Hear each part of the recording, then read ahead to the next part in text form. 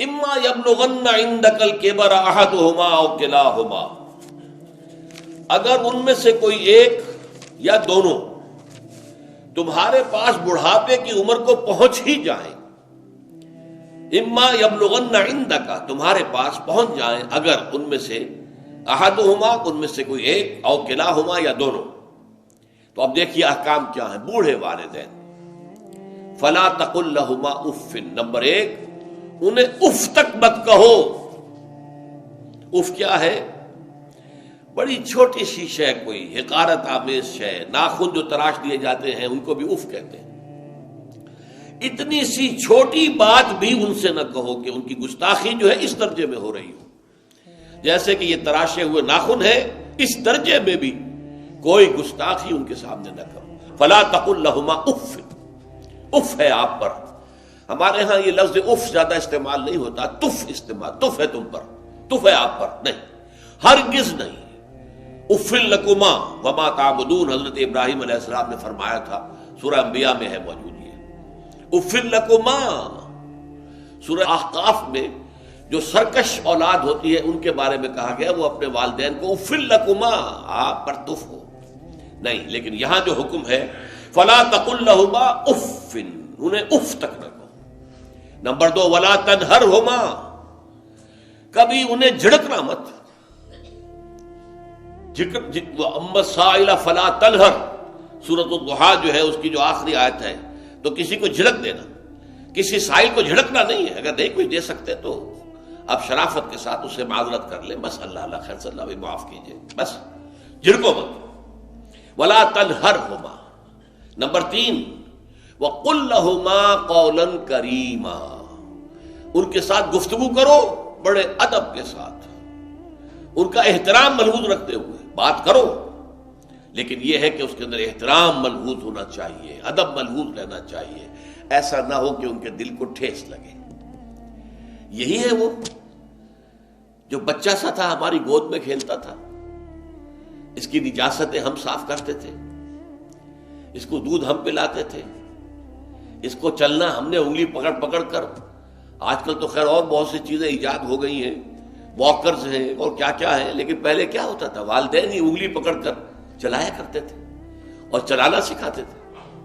آج یہ سینہ تان کر بات کر رہا ہے ہم سے، آج یہ اس طریقے سے جو ہے گستاخانہ انداز اس نے ہمارے سامنے اختیار کیا ہے، وہ دل کو ٹھیس لگے گی۔ میں نے اس سے پہلے بھی ایک مرتبہ آپ کو بتایا تھا کہ صرف دو چیزیں ایسی ہیں جن کو محبت اور تعظیم کے انداز میں دیکھنا بھی عبادت ہے، محض دیکھنا اور کچھ نہیں کر رہے آپ۔ ایک خانہ کعبہ، محبت بھرے انداز میں آپ بیٹھے ہوئے ہیں، صرف نہ آپ طواف کر رہے ہیں، طواف کریں گے تو اور ثواب ہوگا، آپ بیٹھے ہیں صرف اور دیکھ رہے ہیں، اور اس کے اندر احترام ہے، تعظیم ہے۔ اللہم زد بیتک ھذا تشریفا و تکریما و تعظیما۔ آج کل جو لوگ، اب تو خیر ٹھیک ہے بات وہاں سے آگے نکل گئی ہے، مینا میں پہنچ گئے ہوں گے لوگ، کل تو حج ہو جائے گا انشاءاللہ، لیکن جو حاجی بھی یہ دعا مسنون ہے کہ جب بھی وہ مسجد حرام کے اندر داخل ہوتا ہے اور پہلی مرتبہ نگاہ پڑتی ہے خانہ کعبہ پر، تو فوراً اللہم رب ھذہ البیت زد بیتک ھذا تشریفا و تکریما و تعظیما، اے اللہ اپنے اس گھر کو، اس کی عزت، اس کی تکریم، اس کی تعظیم، اس کے اندر اور اضافہ کرتا چلا جائے۔ تو یہ انسان اگر صرف خانہ کعبہ کو بیٹھ کر دیکھتا رہے تب بھی عبادت ہے، ثواب ہے۔ اور اسی طرح بوڑھے والدین کو محبت بھری نگاہ سے دیکھنا، یہ بھی موجب ثواب ہے، کہ دل جو ہے ان کو کہیں کوئی آئینہ قلب جو ہے ان کے احساسات کو ٹھیس نہ پہنچے، اس کا لحاظ رکھنا۔ اما یبلغن عندک الکبر احدہما او کلاہما فلا تقل لہما اف ولا تنہرہما وقل لہما قولا کریما واخفض لہما جناح الذل من الرحمہ، اور ان دونوں کے سامنے اپنے کندھوں کو شفقت کے ساتھ، ادب کے ساتھ جھکا کر رکھو۔ یہ جو ابھی میں نے چند الفاظ کہے تھے کہ سینہ تان کر بات کرنا، یہ ایک انداز ہوتا ہے بات کرنے کا۔ ایک یہ ہے کہ آپ بات کر رہے ہیں والدین سے، والدہ سے، والد سے، لیکن جھکے ہوئے، کندھے جھکائے ہوئے۔ اب یہ بھی دو ہی باتیں ہیں یا والدین کے سامنے کندھے جھکانے ہیں، یا پھر حضور سے کہا گیا ہے اے نبی آپ اہل ایمان کے لیے وخفض جناحک للمؤمنین، یہ مومن جو ایمان لائے ہیں ہمارے نیک بندے ہم پر، چاہے وہ غریب ہے، فقیر ہے، چاہے وہ غلام ہے، مسکین ہے، آپ اپنے کندھے ان کے سامنے جھکائیے۔ یہ بہت بڑی بات ہے جو کہی گئی ہے محمد الرسول اللہ صلی اللہ علیہ وسلم سے۔ آپ ان کے سامنے وخفض جناحک للمؤمنین، اہل ایمان کے لیے اپنے کندھے جھکائیے، جھکا کر رکھیے، ان کا احترام کیجیے۔ حالانکہ اصل احترام تو حضور کا ہے، وہ تو جب ہم پڑھیں گے سورہ حجرات تو جا کے معلوم ہوگا کہ کس درجے احترام ملحوظ رہنا چاہیے حضور کا صلی اللہ علیہ وسلم۔ لیکن یہاں نوٹ کیجئے وَخْفِضْ لَهُمَا جَنَاحَ الذُّلِّ مِنَ الرَّحْمَةِ، اور اس سب کے بعد بھی وَقُلْ رَبِّ ارْحَمْهُمَا كَمَا رَبَّيَانِي صَغِيرًا، اور یہ دعا کرتے رہا کرو اے رب ہمارے ان دونوں پر، میرے والدین پر رحمت فرما، رحم کر، جیسے کہ انہوں نے مجھے پالا پوسا جبکہ میں چھوٹا سا تھا۔ اب دیکھیے یہاں لفظ کیا آیا، ربیانی، رب، اللہ تعالیٰ رب ہے حقیقی، وہ ہے اصل میں پالن ہار، ساری چیزیں اس کی پیدا کردہ ہے۔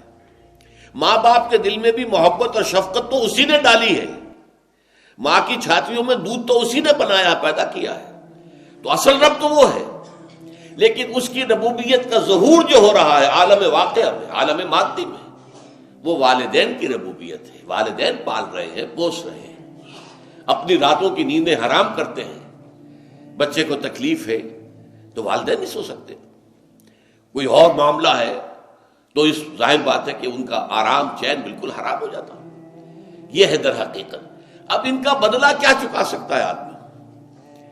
میں نے بار عرض کیا ہے کہ شکر جو ہے وہ شکر کا تقاضا یہ ہے کہ انسان حق ادا کرنے کی کوشش کرے۔ حل جزاء الاحسان الا الاحسان، کسی نے آپ کے ساتھ بھلائی کی ہے تو آپ کو بھی اس کے ساتھ بھلائی کرنی چاہیے۔ لیکن والدین نے جو بھلائی تمہارے ساتھ کی ہے تم اس کا بدلہ کیا دے سکتے ہو؟ اگر تم نے ان کے بڑھاپے میں خبر گیری کر بھی لی تب بھی وہ بدلہ نہیں ہو سکتا کہ جو انہوں نے تمہارے وجود میں آنے اور تمہارے لیے جو مشقتیں جھیلی ہیں، جو ایثار کیا ہے، جو قربانیاں دی ہیں تمہیں پالنے پوسنے کے لیے، اس کا بدلہ نہیں ہو سکتا۔ اس کا بدلہ ایک ہی ہے، اور وہ کیا ہے؟ اللہ سے دعا کیا کرو وَقُلْ رَبِّ ارْحَمْهُمَا كَمَا رَبَّيَانِي صَغِيرًا، پروردگار ان دونوں پر رحم فرما، رحمت نازل فرما، ان کی مغفرت فرما، ان کے درجات بلند کر، ان کی غلطیوں سے درگزر فرما، ان کے گناہوں کو بخش دے، ان کی غلطیوں سے چشم پوشی اختیار فرما پروردگار۔ اور یہ در حقیقت میں تجھ سے درخواست کیوں کر رہا ہوں کہ مجھ پر ان کے احسان کا بہت بڑا بوجھ ہے، ان کے احسانات کا بدلہ میں نہیں چکا سکتا۔ وَقُلْ رَبِّ ارْحَمْهُمَا كَمَا رَبَّيَانِي صَغِيرًا، اور کہا کرو اے رب ہمارے، اے رب میرے ان والدین کے اوپر، بوڑھے والدین پر رحم فرما۔ اور ظاہر بات ہے کہ یہ سلسلہ جو ہے یہ صرف زندگی کا نہیں ہے، ان کے انتقال کے بعد بھی رب ارحمہما کما ربیانی صغیرا، رب اغفر لی ولوالدی وارحمہما کما ربیانی صغیرا، یہ آپ کی نمازوں کے ساتھ دعاؤں میں مستقل دعا ہو جانی چاہیے کہ اے پروردگار مجھے بھی بخشش فرما دے، مجھے بھی بخش دیجو، اور پھر میرے والدین کو بھی بخش دیجو، اور ان پر رحمت نازل کیجو جیسے کہ اس نے مجھے پالا پوسا تھا جبکہ میں چھوٹا سا تھا۔ وَقُلْ رَبِّ ارْحَمْهُمَا كَمَا رَبَّيَانِي صَغِيرًا۔ ابھی اس مضمون کا ایک اہم حصہ باقی ہے، اور وہ کیا ہے کہ والدین میں سے والدہ کا مقام جو ہے وہ 3 گنا زیادہ ہے۔ اس پر انشاءاللہ تعالی اب اگلی نشست میں گفتگو ہوگی۔ اقول قولی ھذا واستغفر اللہ لی ولکم ولسائر المسلمین والمسلمات۔